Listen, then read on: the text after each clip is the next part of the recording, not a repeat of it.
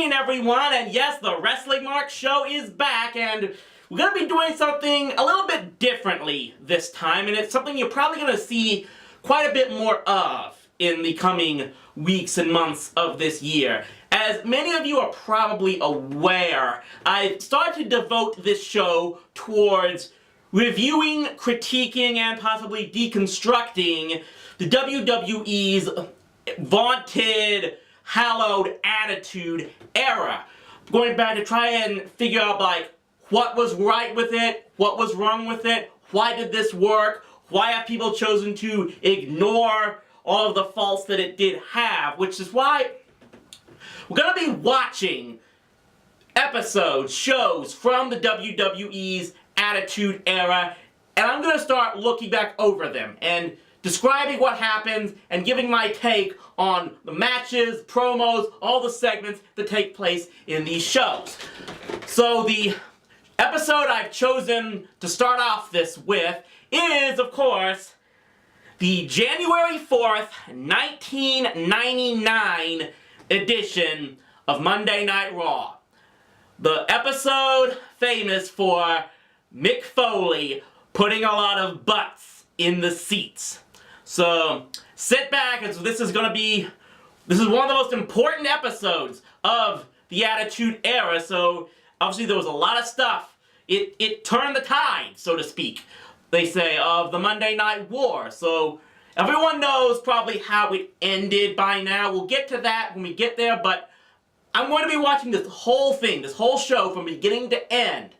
And we're going to look at every segment and show just what worked and what didn't necessarily with this show. So just sit back and enjoy this. Now first off, I do need to set this one up by letting you guys know about a few of the events that happened prior to this episode. Now this, of course, took place just a few weeks after the Rock Bottom pay-per-view of December 1998. And I'm actually thinking I should review that pay-per-view at somewhere down the line, because the way that thing ended was probably just the epitome of what people supposedly say is wrong with wrestling, but because of the Attitude Era, I'm going on that track again. But anyway, there's two things that happened in that pay-per-view that really need to set this up. One was that The Rock retained the WWF Championship, the World Wrestling Federation Championship, from Mick Foley by, I think it was Foley getting disqualified. I think that was how it worked. It was a disqualification that The Rock was able to retain his title against Foley. The other thing was, of course, that Stone Cold Steve Austin got himself into the Royal Rumble by burying The Undertaker alive. I'll talk about that at another time, but those are just the two events you need to know from that pay-per-view going into this one. Since then, Vince McMahon is still trying to screw over Austin. He's entered himself into the Royal Rumble. The drawing for the Rumble was just either the week before or a couple of weeks before that. Anyway, in the drawing, of course, McMahon announced that Austin had drawn the #1 spot in the Rumble, and then he ended up drawing himself number 30, the last entrant. Also, just last week, it appeared, because it was saying this in an opening teaser segment here, that just the previous week, McMahon had fired Shawn Michaels as commissioner of the Federation. So that's what we're all being set up into this episode. It started on this highlight clip of Shawn Michaels' career accomplishments before Vince ordered it shut down, and he's coming out to the ring right now with his corporate entourage. Okay, so in this opening segment, Vince goes out to the ring with all members of his corporation. Apparently on Sunday Night Heat, the previous night, Shawn Michaels had said he was going to be on Monday Night Raw, so Vince goes into this whole spiel about how Shawn isn't going to show up because he's not brave enough to show up, and because if he did, the corporation would beat his ass and all that. Vince also makes these threats about if anybody causes any more emotional scarring to his son Shane. I guess that stuff like that was going on in previous weeks, that he's going to make them pay. The main thing is that while Vince starts blabbering on and on and on, Shawn Michaels does appear. And he ends up bringing all of DX with him as backup. And it's here that Shawn tells Vince that his contract is ironclad. He reminds him that when he was hired, he would answer to no one, including Vince McMahon, so basically, Shawn Michaels can't be fired. Vince couldn't have fired him last week. The only way Michaels can leave as commissioner is for him to resign, to quit. He said it's not going to happen. Does happen down the line, but that's neither here nor there at this point. So, Shawn Michaels is still the commissioner. He then announces that since part of his job as commissioner is that he has say over every WW Federation superstar except for Stone Cold Steve Austin, and now McMahon is now officially a superstar competitor because he entered himself in the Royal Rumble. So now Shawn Michaels gets to have say over Vince as a competitor. So what he does is that he overturns the drawing to make Vince the 30th entrant in the Royal Rumble, and now Vince McMahon is the second entrant. So the top two entries, the first two entries in the Royal Rumble for 1999 will be Stone Cold Steve Austin and then Vince McMahon. Shawn also makes this promise that at some time by the end of the show, he's going to bring Vince a surprise that will drive him stone cold crazy. Yeah, I wonder what that's gonna be. The main thing I want to say about this show is that, about this segment especially, is that this shows one thing that just gets me more than anything else. Now, first off, at this point in time, I'm still not sure exactly what happened because I didn't find those earlier shows, but Jim Ross is not on Monday Night Raw at this particular time. I think Vince fired him, something like that, at some point in time. I forget what happened there, but at the moment, Michael Cole is on commentary for Monday Night Raw, but that's not the problem I have.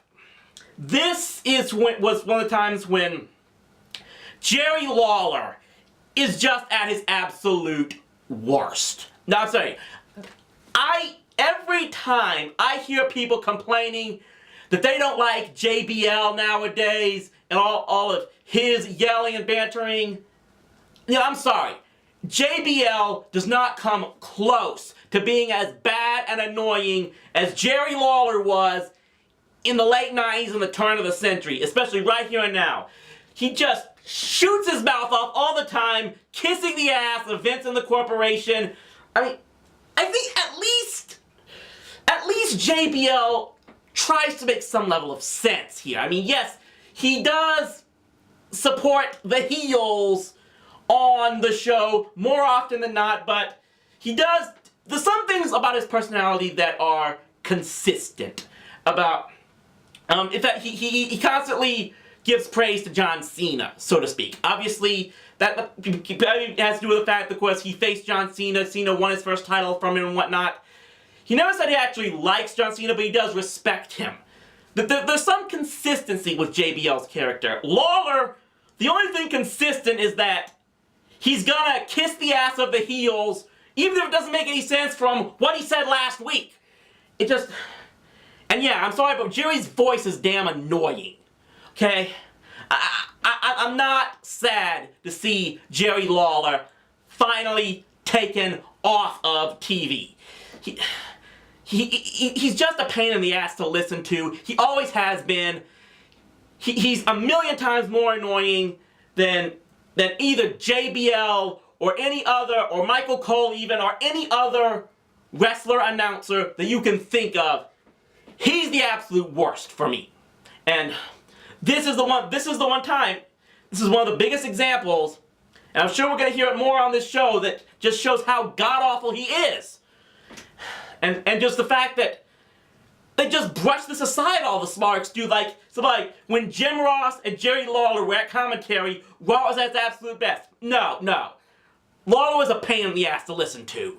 So yeah, one match into this show, and already I've got more stuff to point out that seems to represent everything the IWC supposedly hates. So the first match is Ken Shamrock against Steve Blackman, and Shamrock is not only the Intercontinental Champion at this time, he's also one half of the Tag Team Champions with the Big Boss Man. Now what does that mean? I mean, at this point, exact point in time, the corporation has a huge glut of the championships right now. I mean, we've got The Rock as the World Champion, Shamrock and Big Boss Man as the Tag Team Champions, and Shamrock has the Intercontinental Champion. So, yeah, everyone hates when a faction monopolizes the title so much like that. Well, guess what? They've got all these championships, and the Big Boss Man had only recently, about a week or two prior to that, lost the Hardcore Championship. So, yeah, go figure there. That's something else about the Attitude Era that they just want to forget about. And then there's the ending to this match, because first off, so Shamrock is fighting Blackman, and first, Dan Severn, another former UFC fighter that went into the Federation, he comes out in street clothes, wearing a neck brace, ends up distracting the official.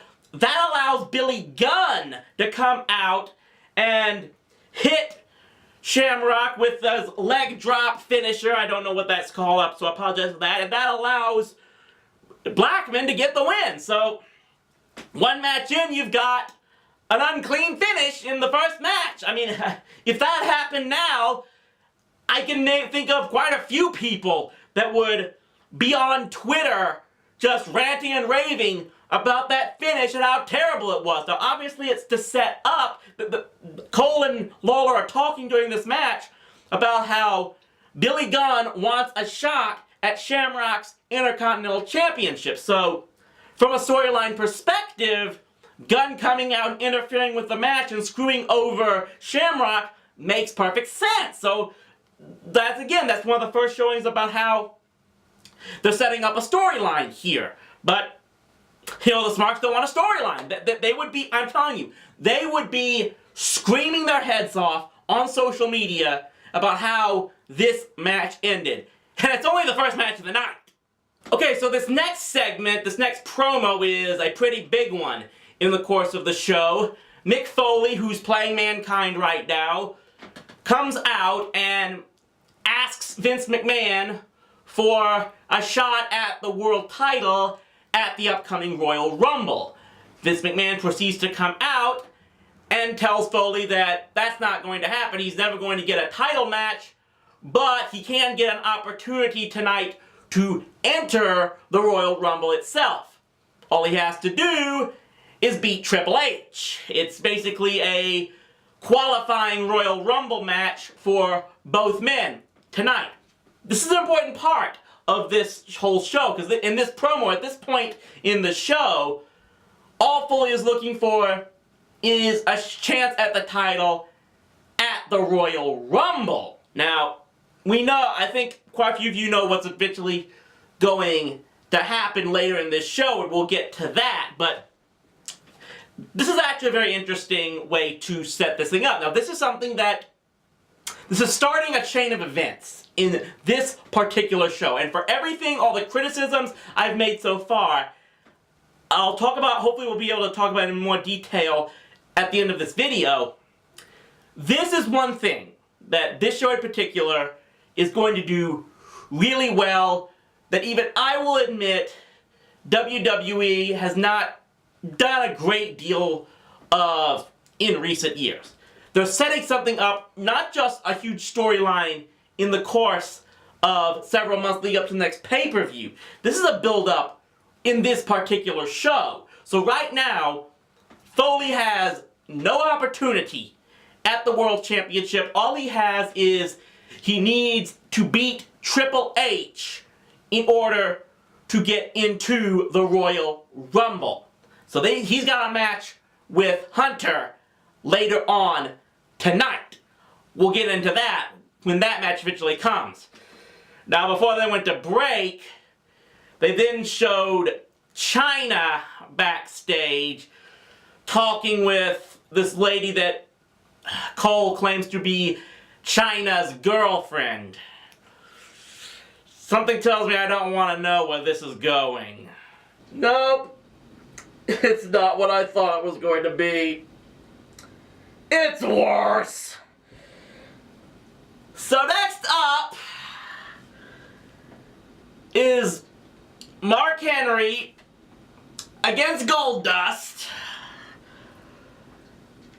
And this is when Mark Henry is doing his whole sexual chocolate character.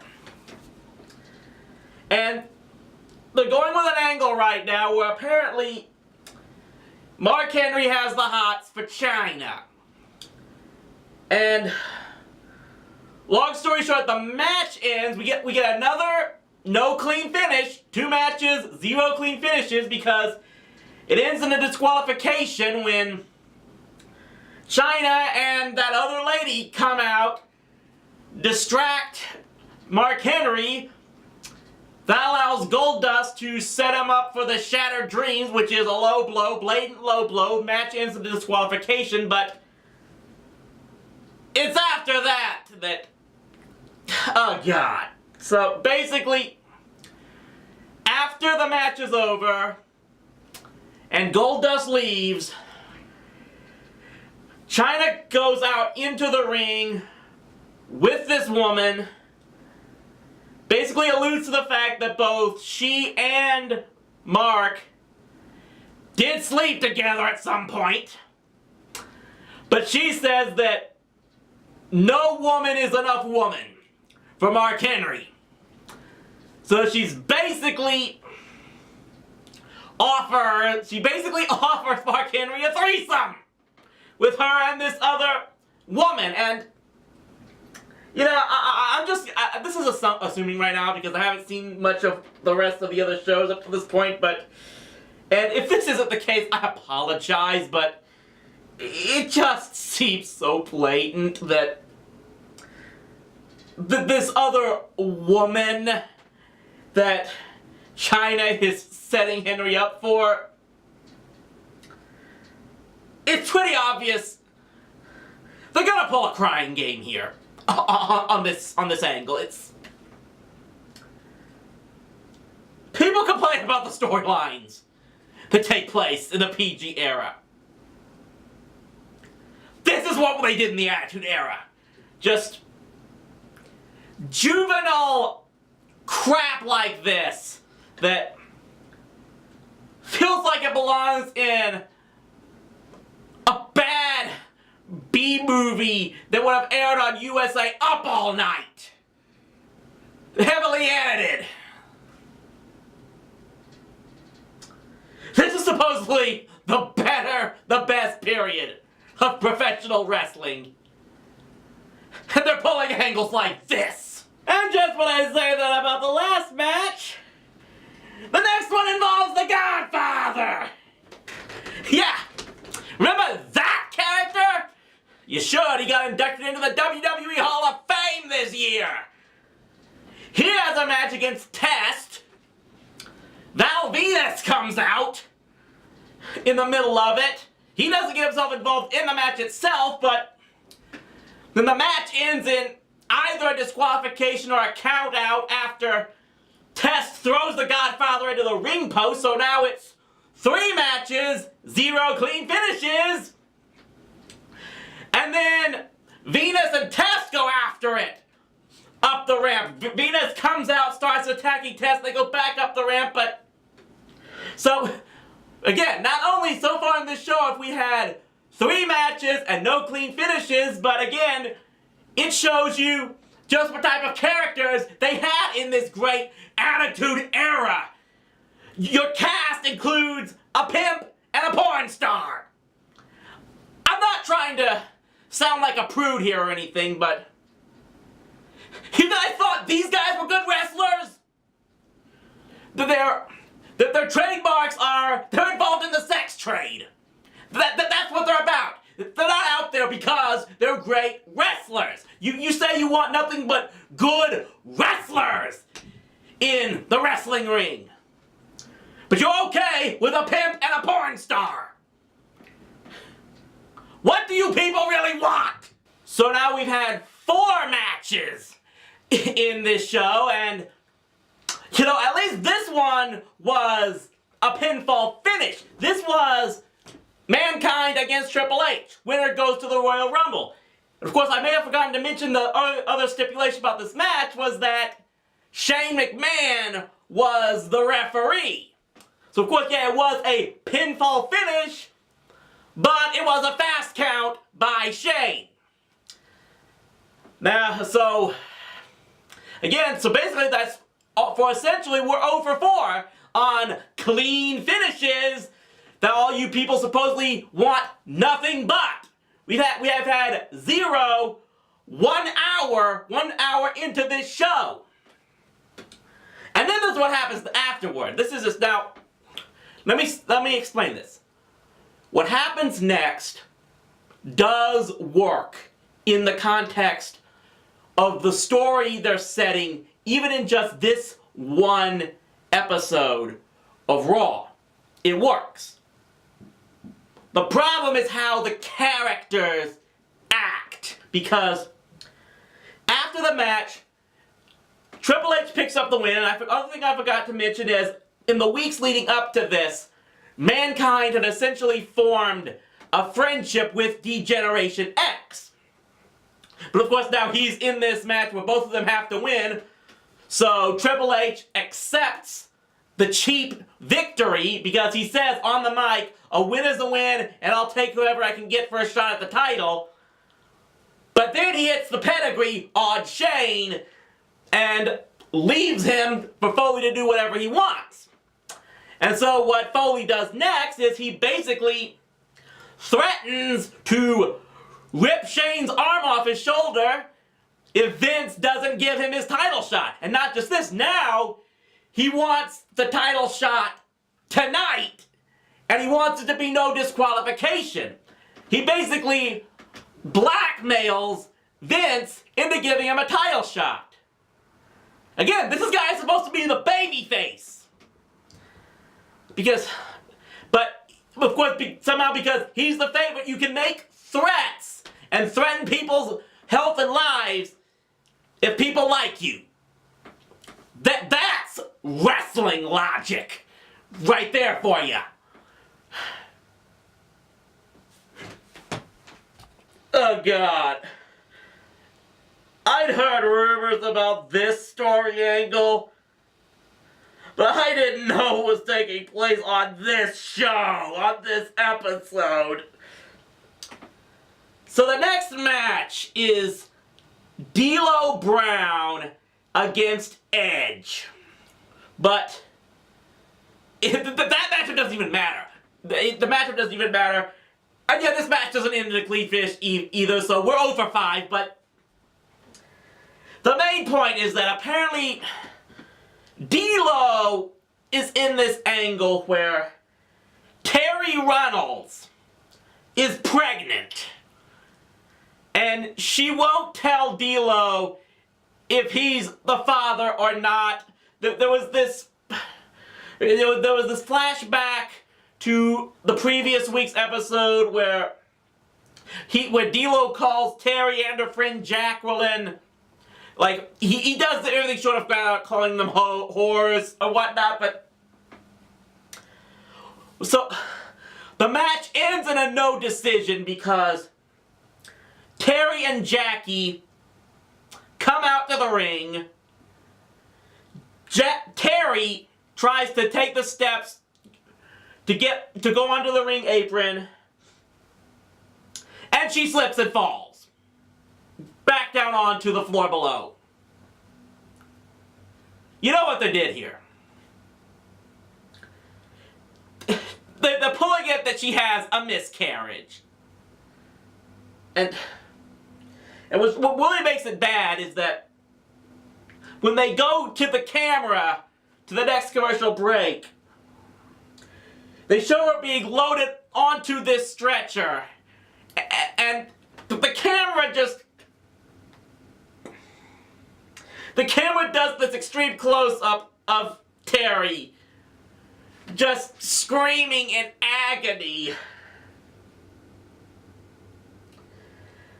I've said on a number of forums, YouTube comments and the likes about how I don't care for Jim Cornette. I think his old school style of how wrestling should be booked does not work nowadays. In the battle between Jim Cornette and Vince Russo, I'm not a huge Vince Russo fan. I know the man has made mistakes, especially after he left WWE. But I think he at least knew how to do TV better than Cornette. But supposedly, when Russo booked this angle, this miscarriage angle of Terry's, Cornette approached him at the WWE's office and basically threatened to beat the you-know-what out of him, or rather he said he would have if that had been his wife to have had that type of angle. That's probably the one time I might actually agree with Jim Cornette. So, what all have we had here? I give them credit. They've had a story angle for just about every single match that takes place on this show. But what do we have so far? We have a guy claiming to be a sexual alpha male getting propositioned into possibly having a threesome. We have an alliance between a pimp and a porn star battling out against the corporation. And now we have a miscarriage angle. Yeah, I don't even think Days of Our Lives would do all this stuff at once. The next match is just a joke match. I mean, it stars Kane, who is a member of the corporation now. Apparently he's been blackmailed into working for the corporation, or else McMahon will have him thrown into an insane asylum or something like that. But in this match, Kane is put into a handicap match with Shane McMahon apparently as the referee against Pat Patterson and Jerry Briscoe, the stooges of the corporation. This match is apparently Vince McMahon's punishment for Pat and Jerry for them causing Shane's trauma, whatever happened to him. So basically it's just Kane beating up Briscoe and Patterson for a few minutes. He almost chokeslams Shane before Vince threatens that he's going back to the asylum if he does that, so Kane puts Shane down. And McMahon just declares Kane the winner, even though there was no 3 count or anything. So what's that? I guess technically that means 0-6 now. This is supposed to be one of the biggest nights in the history of Raw. And if this was airing tonight, this Monday night, in 2017, again, I could just think of a handful of people by name, who I won't name in this video, but they would be just cussing out everything about this show. They would probably be going to the bleep this company memes already. And we haven't even gotten to the main event.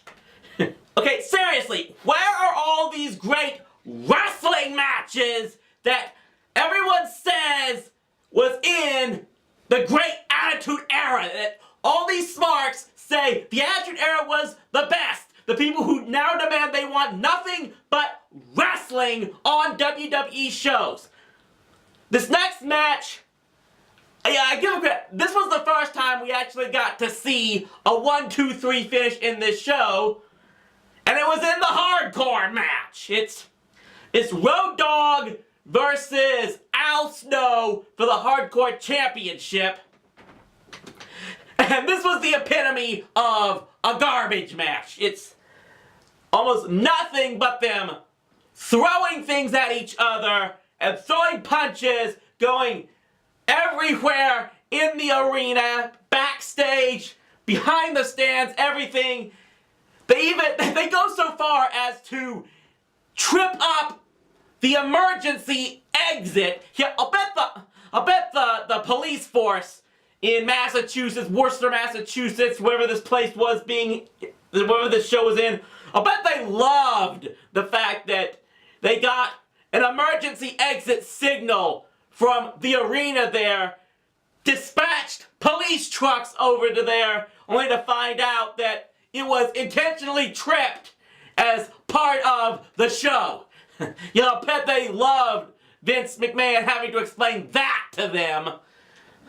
The match ends outside the arena, in which Road Dogg delivers a power bomb on the snow-covered sidewalk to finally get the 1-2-3 count to retain the championship, and it's in a position that the referee didn't even have anything to actually slap his hand against. He didn't slap his hand against the ground or anything. It just was like 1, 2, 3. He slapped air to declare the match over. I mean, we're 20 minutes, less than 20 minutes to go in this show.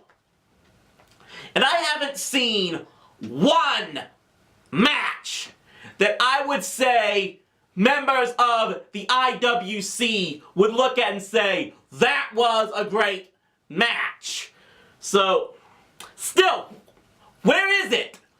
What is this so great about the Attitude Era that the IWC says they love? Because right now, this show is putting up a goose egg for wrestling smarks today, if they saw this today.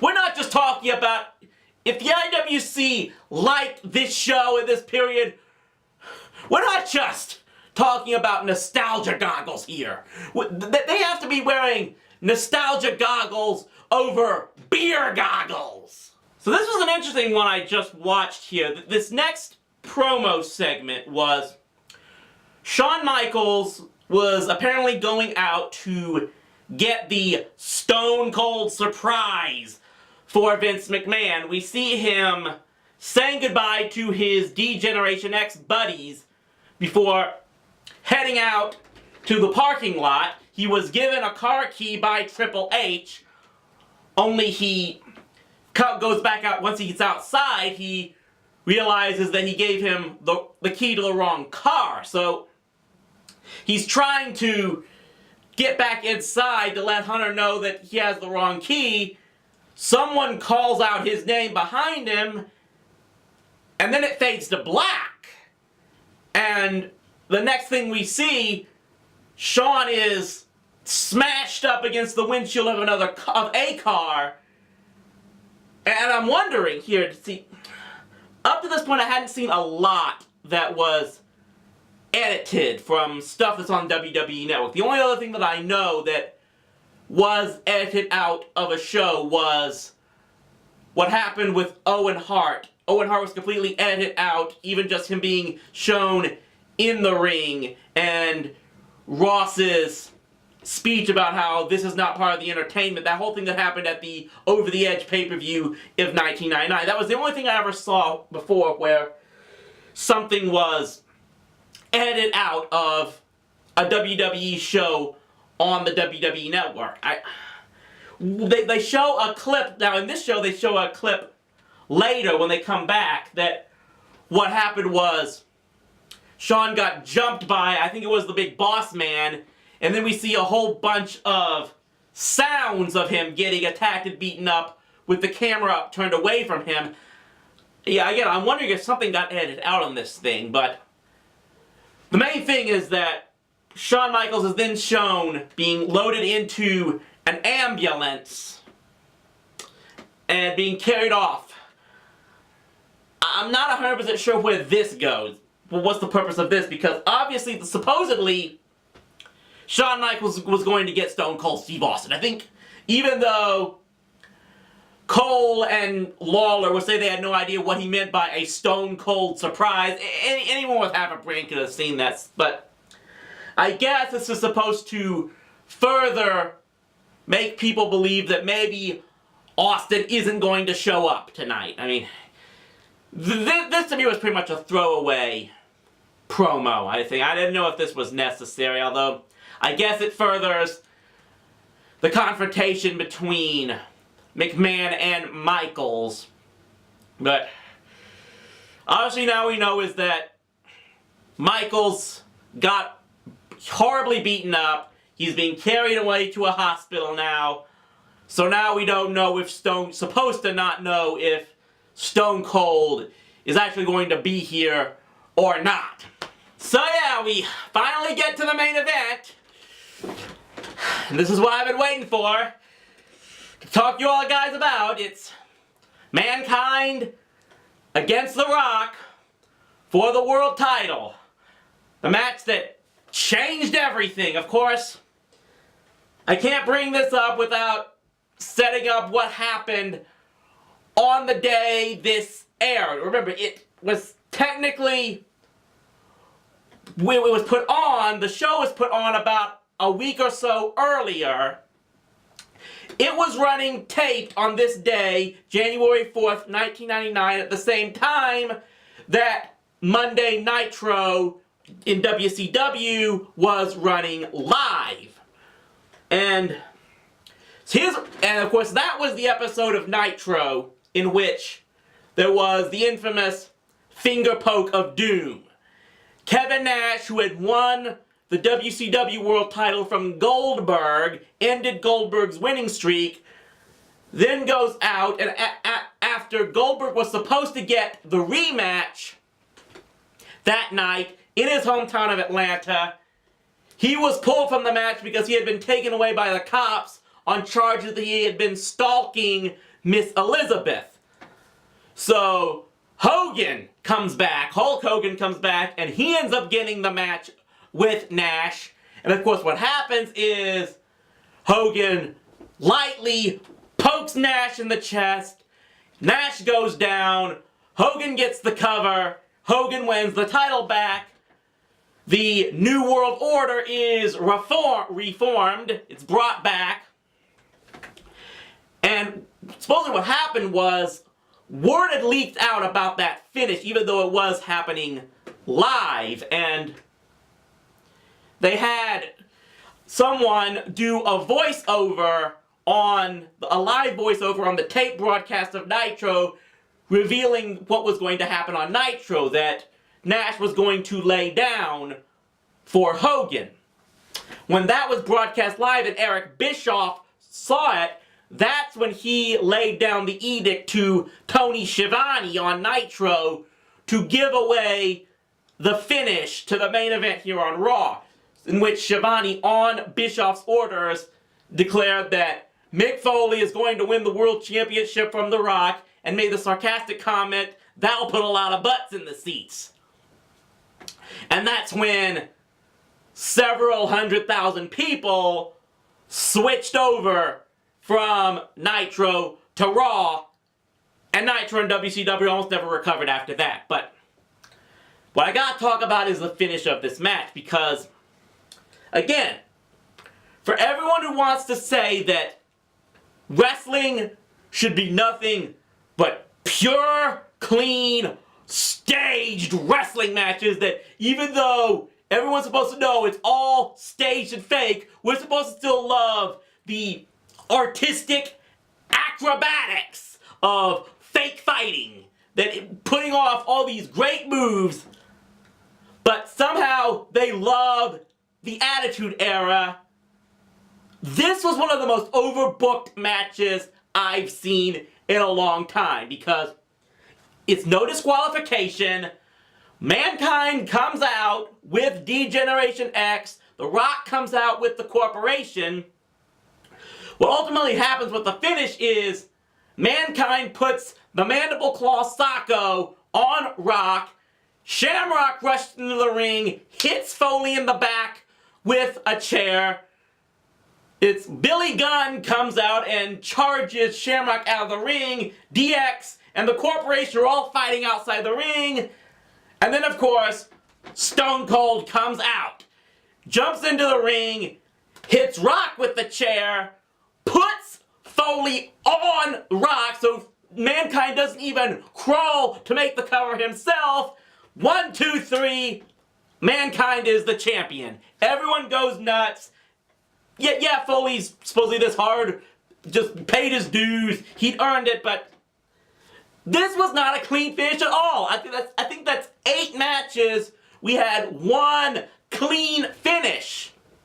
I mean, don't get me wrong. It's a great storytelling finish, which I like. That's the kind of stuff I like to see. But again, all these smarks who wax poetic on the Attitude Era and say this was one of the greatest moments in the history of WWE.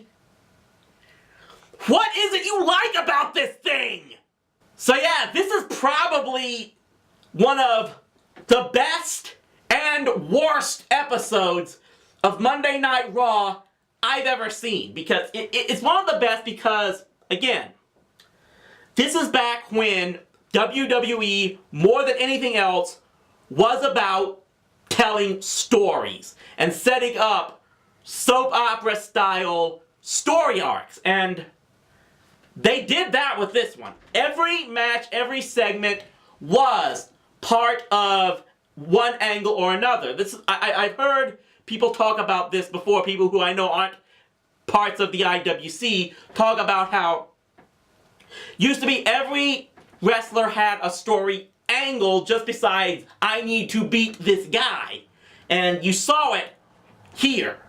And yeah, I think from a storytelling perspective, this is probably one of the best single episodes because there were so many twists and turns just in these 1-2 hours. I don't know if anybody expected that Foley, maybe they got, I mean, maybe this was the early days of the internet. I don't know how much leaked finishes would get out with a tape broadcast back then. I don't know, but there's a chance that no one went to this show when it was put on live expecting that they were going to have a championship match.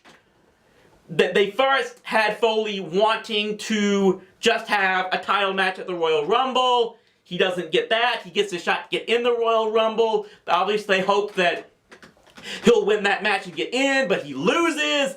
And everyone thinks that maybe that's it for Foley. But then we get the new twist where he threatens Shane to get a match for the title that night. The halfway point of the show. Nobody had expected a title match at that point, and he gets it. And then comes the shocker of all shockers that he actually wins the match and becomes champion. From a storytelling perspective, that's the type of you don't know what's going to happen that, yeah, we're kind of missing in WWE right now. And if they could find a way to do kind of twists and turns like that, it would make for much better, compelling television. But from a wrestling perspective, what I keep hearing from all these IWC smarks, this episode of Raw had nothing that they claim to want from wrestling. None of the matches were well put on as far as technical, artistic, acrobatics and stuff. It was almost all of them were almost brawl types. Very few of them had clean finishes. Almost none of them did. And some of the storylines were just... the word that comes to mind is creepy, and I don't even know if that's a good enough term to use. I mean, I'm going to be watching more of these for certain, because it's compelling television. I want to show you why. This is why WWE was skyrocketing with Nitro in the late 90s and the turn of the century. Because they emphasized storytelling over the technical aspects of wrestling. And that's just what the IWC refuses to understand. Yeah, I know the Attitude Era was a very popular time. But this is why it was. Because they weren't trying to put on a sporting event. They were trying to put on a dramatic television show. And if they did more of that nowadays, I don't think you'd see the ratings go up to the levels it was back then, but they certainly would be better.